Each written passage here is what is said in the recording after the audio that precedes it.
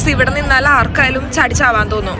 എല്ലാ വീഡിയോയിലും അടിപൊളി വ്യൂ പോയിന്റ് ആണെന്ന് പറഞ്ഞ് മടുത്ത്. കാരണം പോയ സ്ഥലങ്ങളെല്ലാം അത്രയും ഭംഗിയാണ്. ഇപ്പൊ ഞാൻ കയറിയിരിക്കുന്നത് റൊസാഫ കാസലിന്റെ പൊക്കത്താണ്. ഈ കാസലിന്റെ പിന്നിൽ കുറച്ച് സ്റ്റോറി ഉണ്ടിട്ടാ. സാക്രിഫൈസും ലവും ചതിയൊക്കെ ചേർന്നിട്ടുള്ള ഒരു കാസലാണ്. 3 ബ്രദേഴ്സ് ചേർന്നിട്ടായിരുന്നു കാസൽ പണിയാൻ നേരത്തെ ഇവിടുത്തെ കണിയാര് പറഞ്ഞായിരുന്നു, ഒരു ഹ്യൂമൻ സാക്രിഫൈസ് ചെയ്യാണ്ട് ഇത് പൂർത്തിയാവത്തില്ല. അതുകൊണ്ട് ആ 3 ബ്രദേഴ്സും തീരുമാനിച്ചു പിറ്റേന്ന് മോർണിംഗ് ആദ്യം ആരുടെ വൈഫാണ് വന്നത് ആ പെണ്ണിനെ ബലിയർപ്പിക്കാന്ന്. പക്ഷേ മൂത്ത ആങ്ങളെയും നടുക്കത്തെ ആങ്ങളെ രാത്രി ചെന്നിട്ട് അവരുടെ വൈഫിനോട് പറഞ്ഞു പിറ്റേന്ന് വരണ്ട. പക്ഷെ ഏറ്റവും ഇളയ ആങ്ങള അത് പറഞ്ഞില്ല. അങ്ങനെ പിറ്റേന്ന് രാവിലെ ഏറ്റവും ഇളയ ആങ്ങളുടെ വൈഫ് വന്നു. ആ പെണ്ണിന്റെ പേരാണ് റൊസാഫ. അങ്ങനെ ആ പാവം പെണ്ണിനോട് കാര്യമൊക്കെ പറഞ്ഞപ്പോ സാക്രിഫൈസ് ചെയ്യാൻ തയ്യാറായി. ഒരു കണ്ടീഷൻ പറഞ്ഞുള്ളൂ, ആ പെണ്ണിന്റെ ബ്രസ്റ്റും കണ്ണും കൈയും പുറത്തേക്ക് വെച്ചേക്കണം. മക്കളെ കാണാനും ടച്ച് ചെയ്യാനും ഫീഡ് ചെയ്യാനൊക്കെ വേണ്ടിയിട്ടാണ്. അങ്ങനെ ആ പെണ്ണിനെ കൊന്നു. അങ്ങനെ ഈ കാണുന്ന കാസലിന്റെ പണിയും തീർന്നു. പക്ഷെ കുറെ നാൾ കഴിഞ്ഞപ്പോഴേക്ക് ഹസ്ബൻഡിന് ഗിൽറ്റ് അടിച്ചു. ഹസ്ബൻഡ് ഈ കാസലിന്റെ പൊക്കത്തുനിന്ന് ചാടിച്ചത്തു. അങ്ങനെ ഈ കഥയൊക്കെ കേട്ട് നമ്മൾ കാസിൽ കണ്ടു. ഈ കഥ കേട്ടിട്ട് നിങ്ങൾക്ക് വിഷമോയില്ലേ? ഞങ്ങൾക്ക് വിഷമോയി. അപ്പൊ ഞങ്ങൾ ഫുഡ് കഴിക്കാൻ കയറി. വീണ്ടും നേരെ കണ്ണി കണ്ടത് ഓർഡർ ചെയ്തു. ഇവിടെ പിന്നെ എന്തുണ്ടെങ്കിലും സാലഡാണ് മെയിൻ. സാലഡ് വന്നു, സൂപ്പ് വന്നു, പാസ്ത വന്നു. ഇത് നമ്മുടെ ചെമ്മീൻ റൈസ് ആണ് ട്ടോ. പക്ഷെ അത് ഈ കൊടുത്തേക്കണ പേര് വേറെന്തോ ആയിരുന്നു. വേറൊന്നുമില്ല, നമ്മുടെ സാധാ ചോറിൽ തക്കാളിയും ചെമ്മീനും കൂടി മിക്സ് ആക്കി തന്നേക്കണം. പിന്നെ ഈ കാണുന്ന പാസ്തക്കും അത്ര വലിയ ടേസ്റ്റ് ഫീൽ ചെയ്തില്ല. പക്ഷെ ഈ സാലഡ് ഒരു രക്ഷയില്ലായിരുന്നു. സാധാരണ എനിക്ക് ഇതൊന്നും തിന്നണത് ഇഷ്ടമല്ല,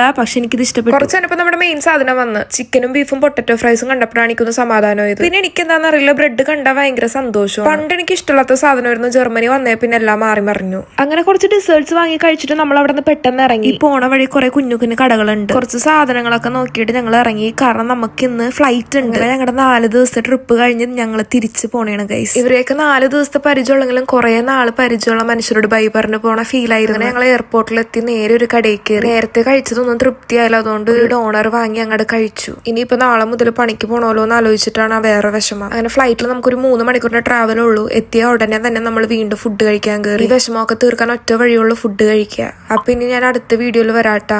ബൈ ബൈ.